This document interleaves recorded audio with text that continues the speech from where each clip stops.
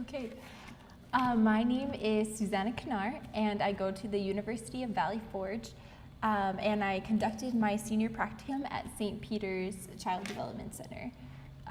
The clients that I will be presenting, their names have been changed just for confidentiality reasons. So I will be presenting on Ashley and Ben. So Ashley is a 19-year-old single mom, and she has a now one-year-old son, Ben. So before I had met them, Ashley was living, Ashley had conceived Ben when she was in senior 2, and so when she found out she was pregnant, she ended up dropping out of school. And at the time, she was living with her father and her stepmother. Her biological mom had run off when she was younger, so she was no longer there. And she didn't have the best relationship with her stepmother, and then when they found out that she was pregnant, her stepmother and her father chased her away from home. So she ended up going to live with her husband and his mother-in-law. And before they came to the project, my supervisor told me that living conditions were not great. She wasn't sure how to take care of herself as a pregnant mother. The husband didn't know he's also 19, and so he didn't know how to take care of her properly either. And so they both came to the project together, and my supervisor was able to talk with them, give them resources. She got them new mattresses, new sheets, gave Ashley maternity clothes, all of these things, educated the husband on how to feed her, what to give her for nutrition and things like that. And so things were going really well. After that, my supervisor said she looked healthy when she was pregnant. The pregnancy was going along normally, everything was going well. And so then she was able to give birth to Ben with no complications and everything. He was born at a healthy weight, everything. I think he was around 5 kgs. So everything was going smoothly. And then she was well supported by her mother-in-law and husband. And then the husband went and got a job, and he just ran off. He never came back. And the mother-in-law wasn't sure where he had went. No one could get in contact with him. The project tried to get the mother-in-law to give them some kind of contact number, but she refused.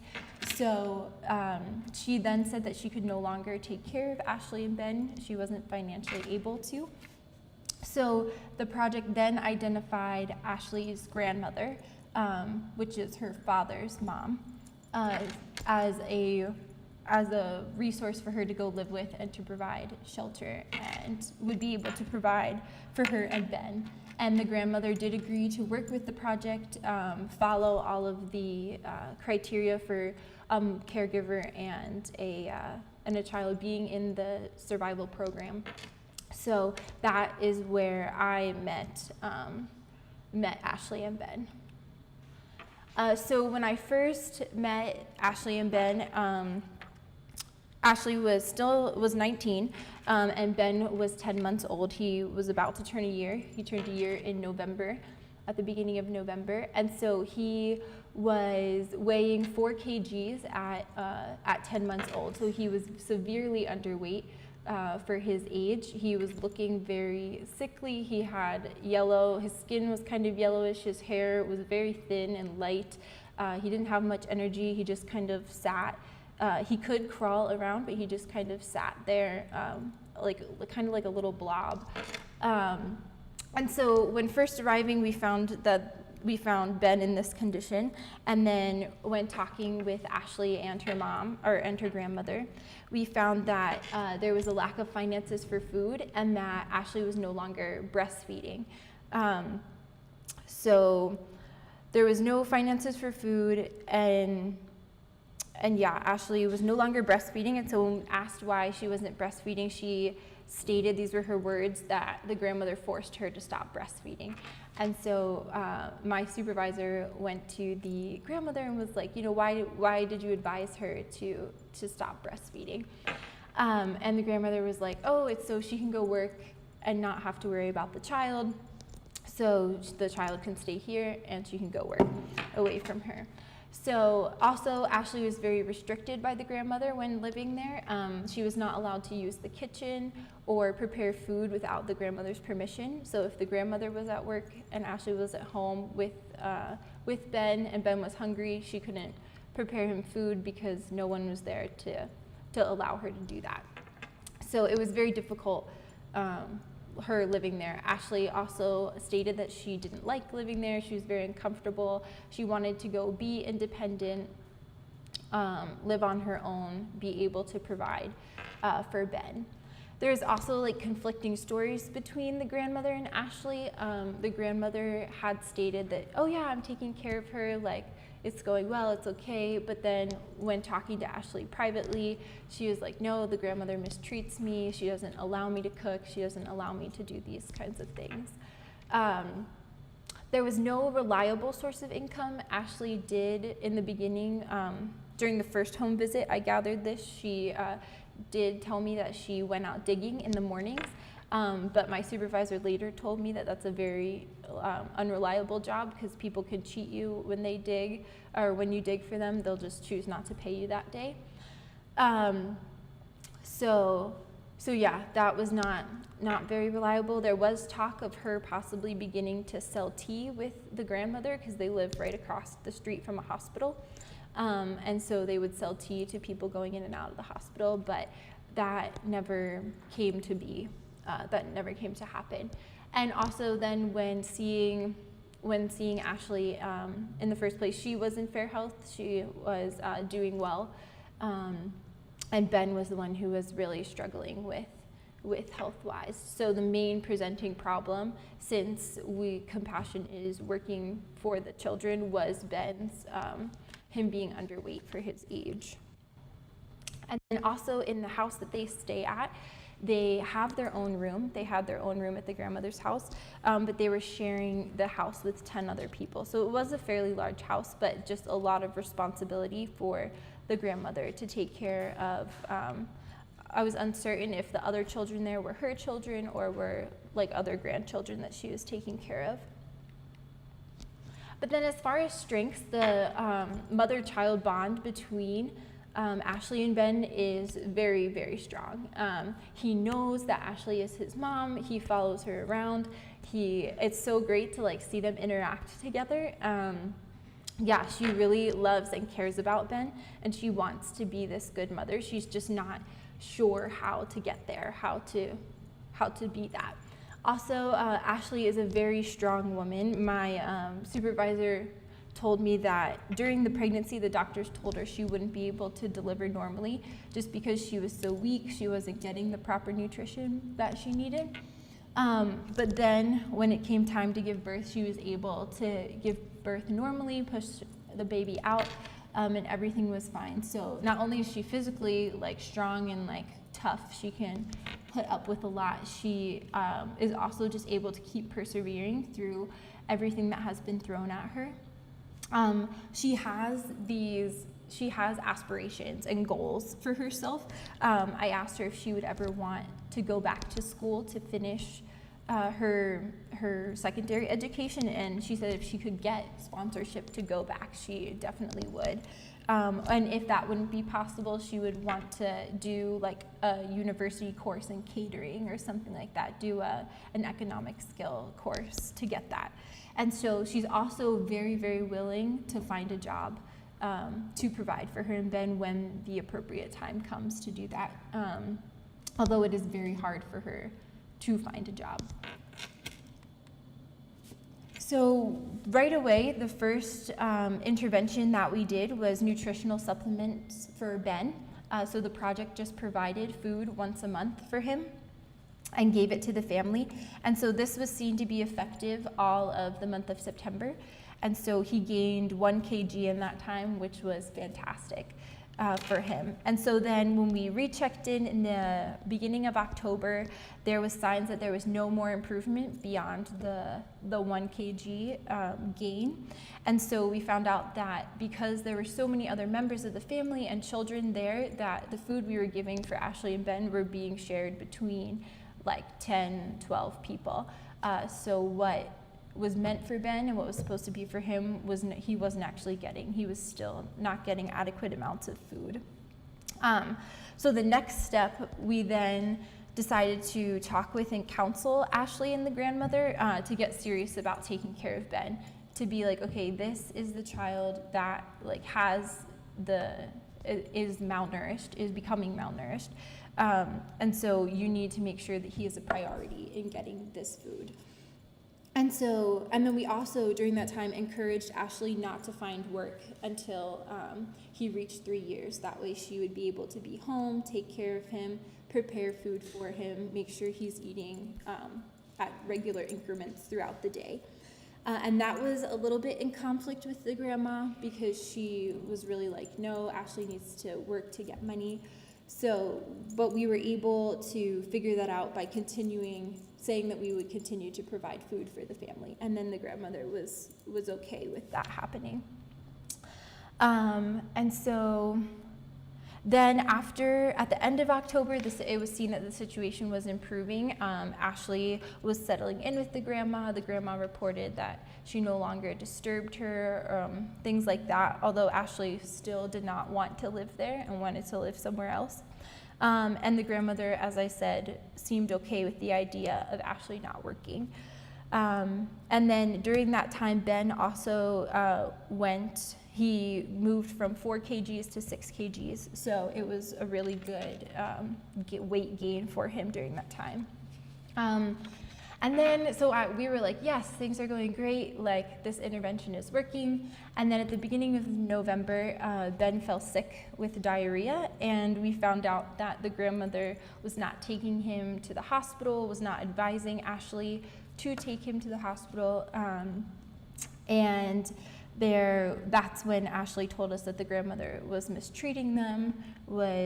The grandmother decided to use herbal remedies to cure his diarrhea, and my supervisor became very upset about that, because through the project you are given like these free medical referrals, so you can go to the hospital whenever you need to and it won't cost you anything. So she was really upset for not using that resource that's available to you. And so at this point, interventions kind of came to a standstill because of limited resources and options.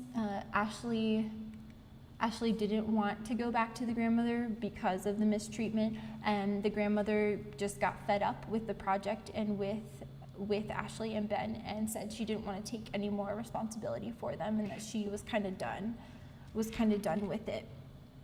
So some other interventions that I had suggested to my supervisor were possibly finding a foster home setting for them, but we didn't have any of foster homes that would take both of them, both the mom and the son. And then the most promising intervention that we had was a mother-child nutritional program at Mulago Hospital. But it only takes severely malnourished children, and it requires a doctor referral. And so at this point, he wasn't considered severely malnourished, just like underweight. And it was very unlikely that we were going to get that doctor referral to go. So yeah, we were kind of like, what do we do? It was kind of like 2 weeks of not really knowing. She was living with friends during that time. And then we found out that her father and stepmother had recently moved closer to the project, and so we contacted them. We were able to talk with them, say, hey, this is what's happening with Ben.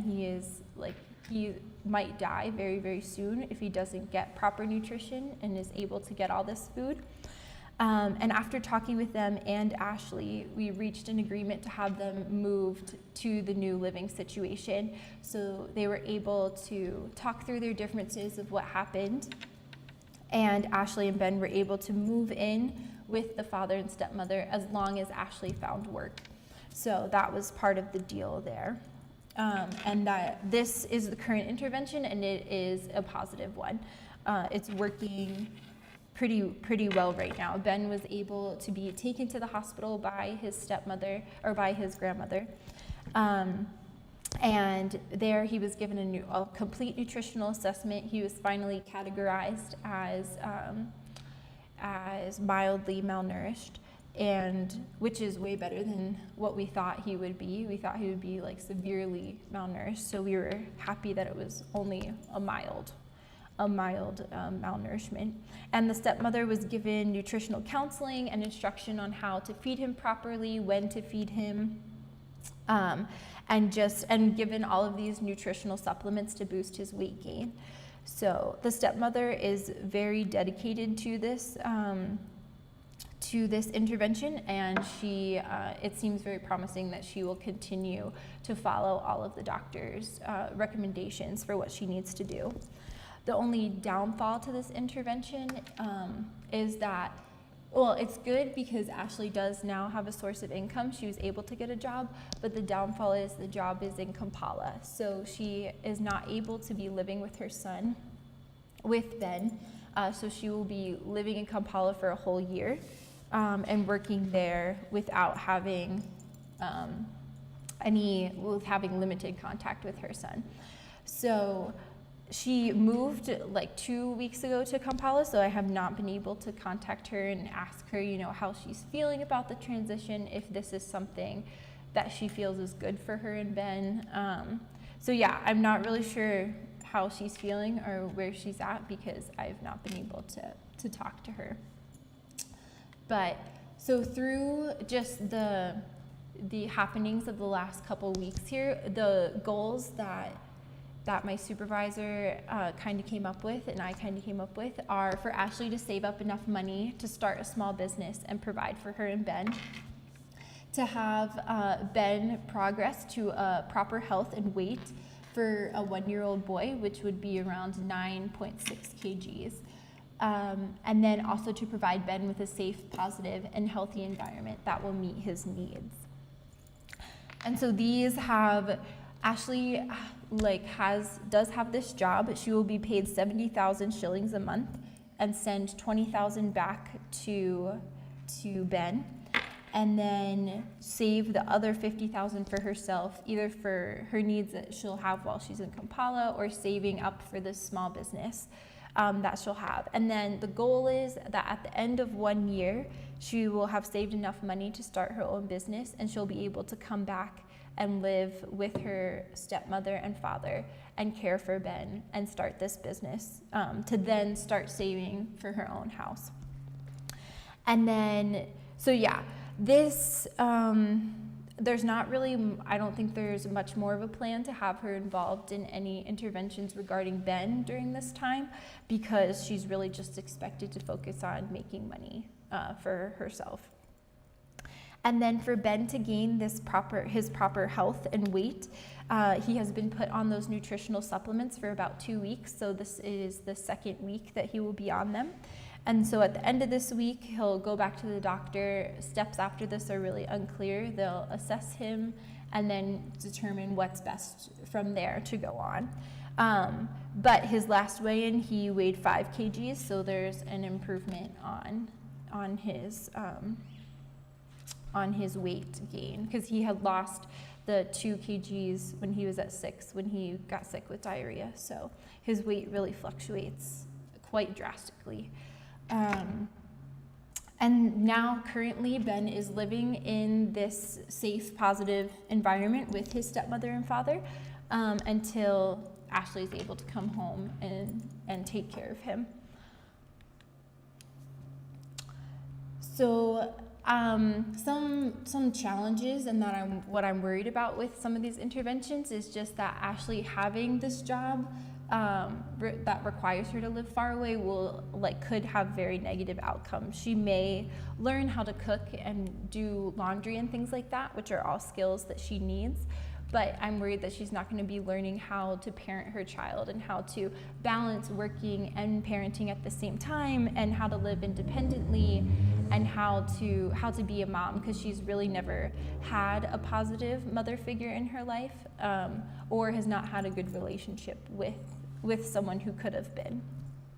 And I'm also worried that it will damage the strong mother-child attachment they have, as Ben does know that Ashley is his mom, but he's not quite old enough to, if she's away for a long time, will he forget her? I don't know if that would happen, but that's just a concern possibly. the most ideal intervention would be to have Ashley working and living with Ben at the same time, or just living with him until he's 3. But this is pretty unrealistic because there's not enough resources for that to happen. And then with getting Ben to achieve proper health, I said that was very promising as he's on the nutritional supplements. And the project is closely monitoring his doctor visits and how his stepmother is taking care of him. She's also very open to the project coming in and helping, and she is dedicated to making sure he survives. So, and then with the safe and positive environment, it is going well with him living there. He has a great attachment to the stepmother. When I went and visited a couple weeks ago, he was acting like she was his real mom. And so that was really positive to see, and he has a great relationship with her older daughter, who also helps take care of him. The only concern was that the house hygiene was very lacking, and so there's no really clean space for him to crawl and learn how to walk, those kinds of things. So he's at risk. With his low health, he would be more at risk for disease and sickness, with the hygiene being a lack. But to improve the hygiene, we're hoping maybe just to talk to them to say, hey, like, keep a clean house. This is how you could do it. Or possibly just having a project curriculum lesson for all caregivers on proper house hygiene, because they're not the only family that struggles with this. So just some ethical dilemmas that I have encountered during this case is self-determination of Ashley. I feel like a lot of decisions have been forced upon her due to her age, due to lack of resources. Not always sure if some decisions being forced upon her are a bad thing just because of her age and her lack of experience. So I feel like maybe some of the decisions were made out of like the best interest of her and Ben, but some of them I just wonder how she feels about them being made for her. And then also there's just a lack of resources and services for teen moms in the area. There's really nothing that we have that we could give her, no like group home for teen moms, something like that. So that's also another dilemma. And then just getting in contact with the mother, finding out like how she's feeling, what's going on, what her next steps are, how is she worried about Ben? Does she think that her being away will interrupt that attachment that she has? So these are just some questions I had. If you guys had any ideas about how to navigate through them, or if you had any questions for me. But just how should I navigate Ashley's self-determination in a communal culture? Just because we had talked about it at the cross-cultural dinner, and I was like, oh, this actually like makes a really good point about, is there self-determination in a communal culture? And then what are some other options we can provide for Ashley and Ben that would possibly give us this intervention of her being able to have an income and live with Ben at the same time? And how can we teach her to be to be a mother? And how can we make sure that support of Ashley by the project is not dropped while she's in Kampala?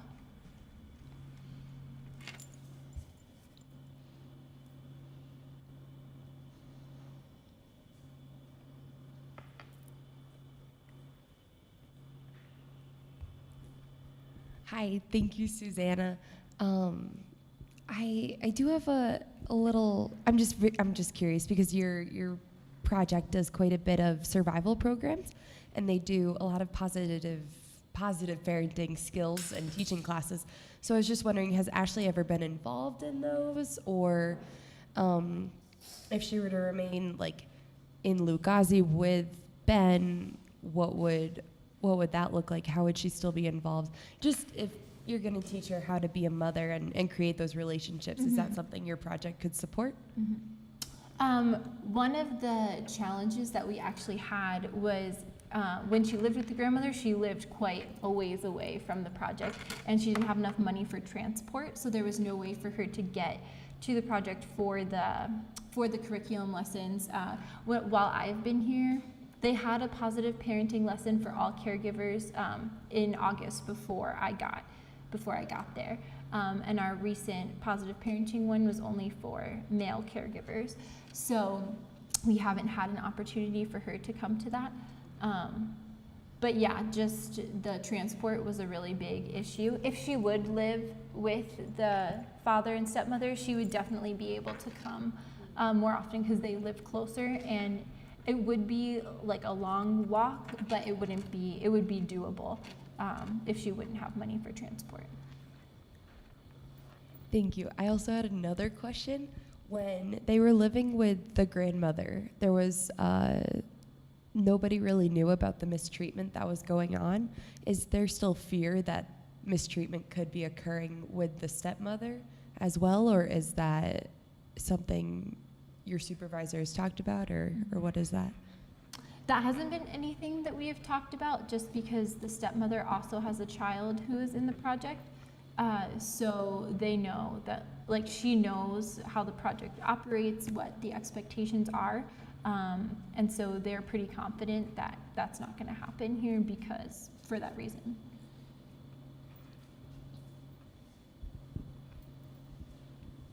I was just a little curious about other kids in the home that Ben's living in now and if they're considered malnourished. You just mentioned that one of them is in the project. Yeah, yes. I actually have only seen, I only have visited this house one time, and while there I've only seen one child, the oldest daughter, and she did not look to be malnourished. So the other children, I'm not sure how many other children live here, so I can't say, I'm not sure. Thank you.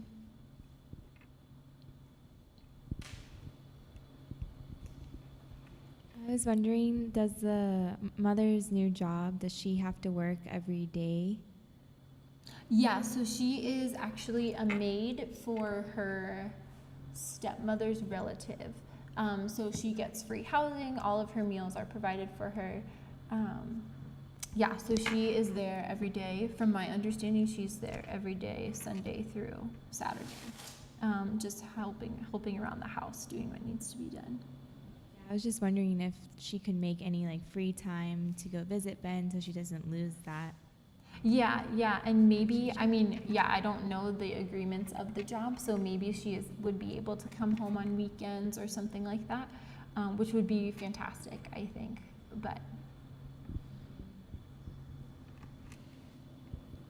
I'm just wondering if, since the mom is living in Kampala now, and you've obviously, she has a job, she's being cared for now.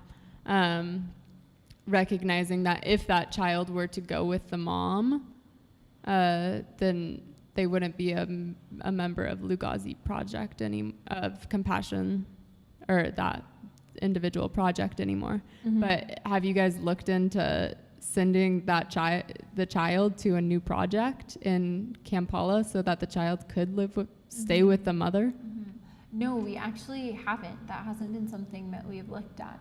But I think that's worth trying out, seeing. I think what's holding them back is just that, like, we just got stable housing for him, like stable living conditions. So that could be maybe why we haven't looked into that, but that's something worth definitely bringing up.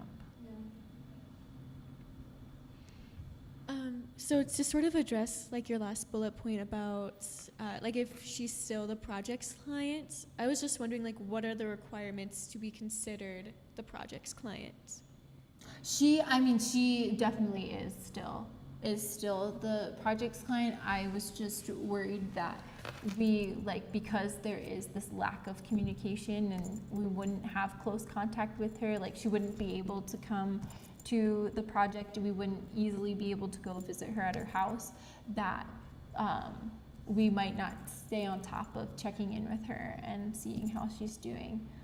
So yeah, she is still a client. She will always be until Ben graduates from the program. I just had a comment about the first question in terms of navigating Ashley's self-determination. And if you mentioned you visited the house once, was she present when? The current living situation, no, because she had already moved to Kampala. Okay, but you have had a discussion with her about? No, I have not seen her since she came to the project, and they decided that she was going to move in with her father and stepmother. So then that weekend she went and grabbed her stuff and moved, and I have not seen her since. So I wasn't able to have that follow-up conversation with her. Yeah.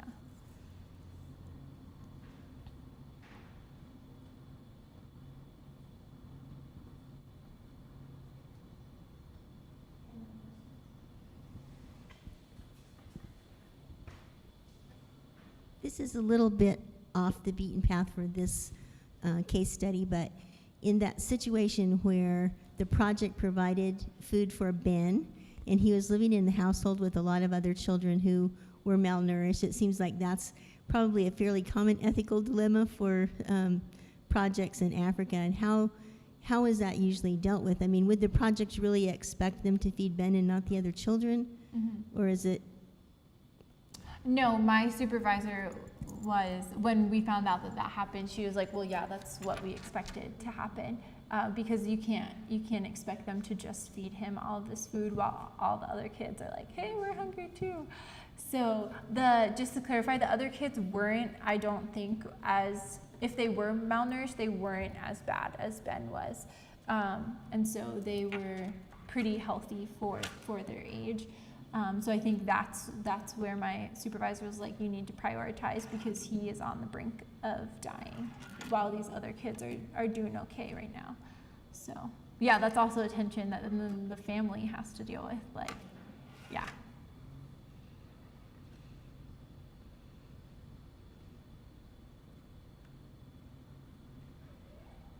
And that's a larger tension with compassion, because they can typically only sponsor one child. Yeah. And in their strategy. And so, but obviously it extends beyond that child, Mm-hmm. but the priority is that child, so that they then can support. I don't know, you guys know more about that, but that philosophy behind that is quite different than some others. I don't know if anyone wants to speak.